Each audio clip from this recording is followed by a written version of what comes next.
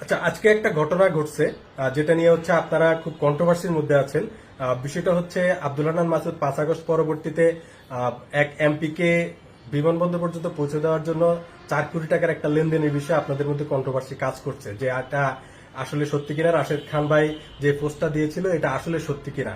আমি আবারও দৃঢ়কণ্ঠে বলছি, এটা সত্য ঘটনা।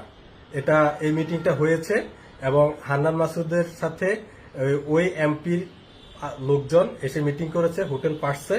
এটা শতভাগ সত্য ঘটনা এবং এটা 4 কোটি টাকার ডিলে করার কথা ছিল। পরে আমাকে বলা হয়েছে যে 3 কোটি টাকাতে আপনি রাজি হয়ে যান।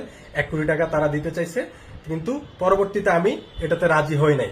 এখন যেটা হয়েছে, এই ঘটনার পরে এটা যখন আজকে ব্যাপক আকারে প্রচার হয়ে গেছে, তখন আমার ছোট ভাই আমাকে কল দিয়ে বলে যে তার আগে হান্নান আমাকে কল দিয়েছে। কল দেওয়ার পরে আমার ছোট ভাই আমাকে কল দিয়ে বলে যে ভাই হান্নান হচ্ছে অনেক ট্রমার মধ্যে আছে, ও ওর নামে বিভিন্ন মিডিয়া ব্লেম হচ্ছে, বিভিন্ন ব্যাপক ট্রমার মধ্যে আছে এমপি হওয়ার পর থেকে। তো আপনি ওর সাথে একটু কথা বলেন। তখন আমি ওকে একটা ফোন দিই।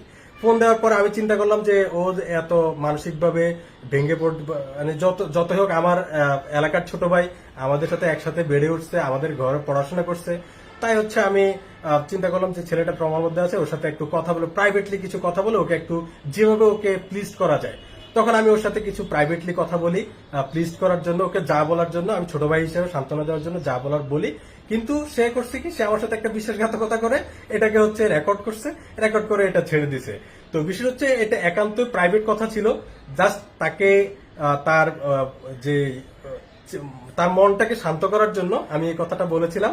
কিন্তু সে করছে কি, সে বিশেষ কথা করে এটা হচ্ছে প্রচার করে দিচ্ছে। কিন্তু আমি আবারও মানে লাউড অ্যান্ড ক্লিয়ারলি বলতেছি যে যে ঘটনাটা রাশেদ ভাই উল্লেখ করেছেন ওখানে, এটা শতভাগ সত্য এবং এটাই আসল নিউজ, যে সে ওই কাজটা করেছিল। ডিলটা হয় নাই কারণ হচ্ছে আমি ওটাতে ওদের সাথে বসিই নাই।